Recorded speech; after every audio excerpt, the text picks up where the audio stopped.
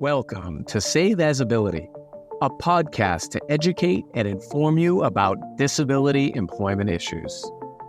My name is David D'Arcangelo, and I'm your disability policy expert. Disability representation in media. That's what we're talking about today on Say There's Ability.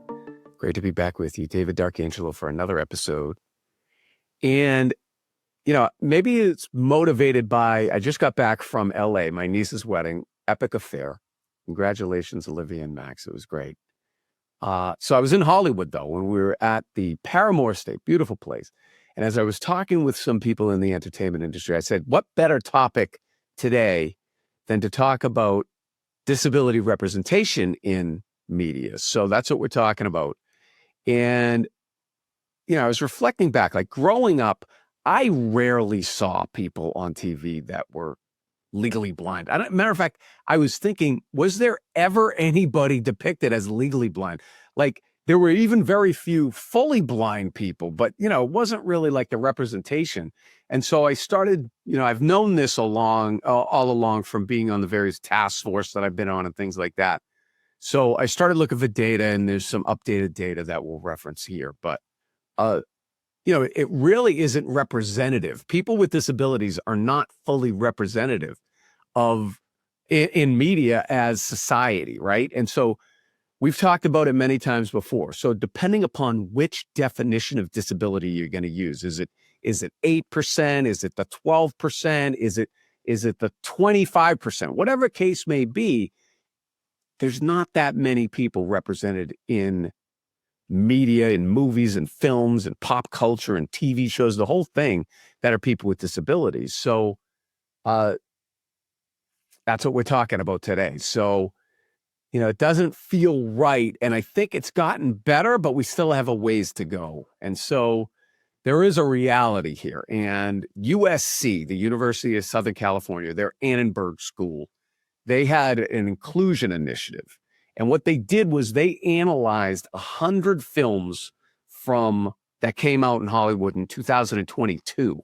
They found that only 1.9% of all characters had a speaking role and were depicted as a person with a disability. And it was only slightly more than that were depicted at all, even without a speaking role. So really that underrepresentation is problematic.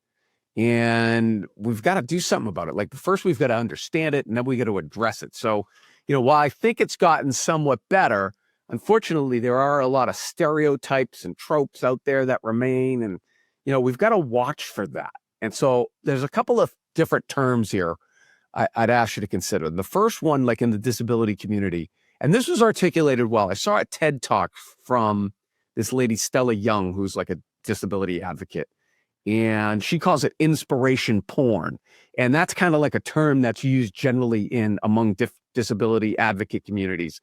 And that generally refers to portrayals where people with disabilities are like objectified for the benefit of a non-disabled audience, And so, we want to stay away from that, obviously. Like that's like terrible. Like we don't want that. We want genuine and authentic representation. And, another kind of archetypal metaphor, unfortunately, that is out there that, again, is a bit of a trope, is like this tragic victim, or like that's how people with disabilities, when they are portrayed, they're portrayed as this tragic figure or this like helpless burden. And, these narratives focus on the suffering and the dependency. And, it really ignores like the full spectrum that you get with people with disabilities in the human condition.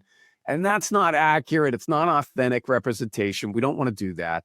And really the third thing that I came up with and really is a bugaboo that many people that I was talking to when I was out there is casting non-disabled actors in disabled roles.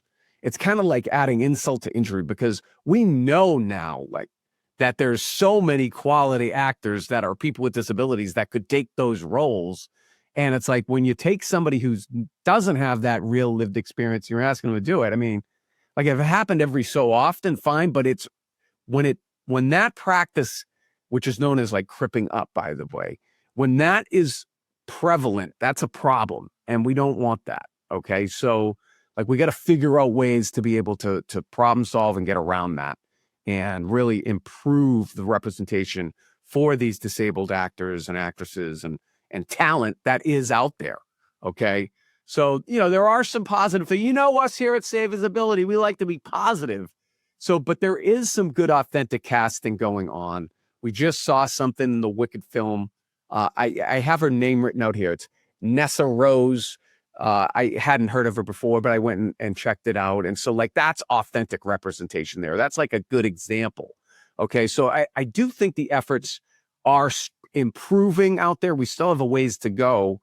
And to me, it's like we've got to focus on inclusive storytelling, because there's so many great stories that are comedies, that are dramas, that are all of the range of theatrics for involving people with disabilities and the human condition. And so, I think the creators out there that are privy to that are now starting to capitalize on it. You start with, we're affiliated with Feeling Through, and we have nothing but great things to say about Doug Rowland.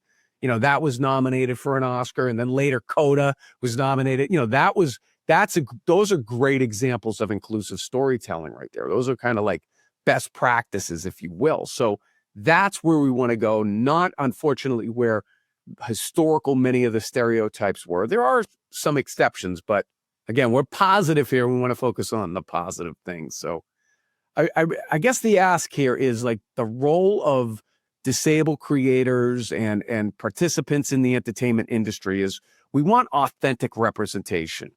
We want to make sure that people with disabilities are bringing their lived experience both in front of and behind the scenes, behind the camera. So really the call to action is let's support content that is put out there by disabled creators, people with disabilities. Speak up when media gets it wrong. What is it? Like 80% of these organizations are owned by like 6 companies or something. So, a well-placed letter, an email, and using your influence and not giving up and staying positive and showing them, hey, we want to hear from this. We want to hear about this, and we want it to be authentic. That will matter. And then finally, if you're a creator or talent, tell your story. That lived experience matters, and it can really help improve the human condition for your audience, who will probably seek it out. So I thought this was interesting. It was inspired by my recent trip. So I hope you get something out of it. Please help us continue to grow our channel. Like, comment, subscribe, and share.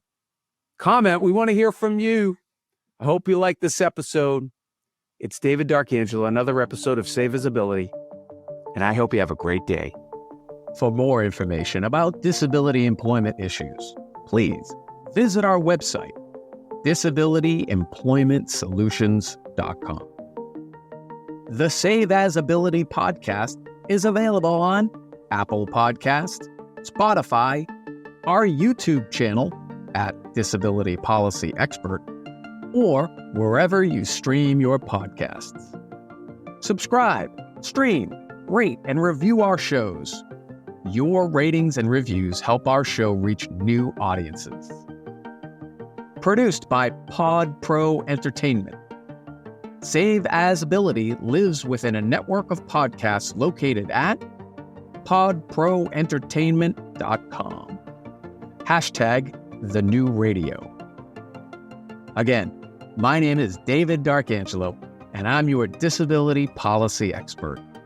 Until next time, thank you. I hope you have a great day.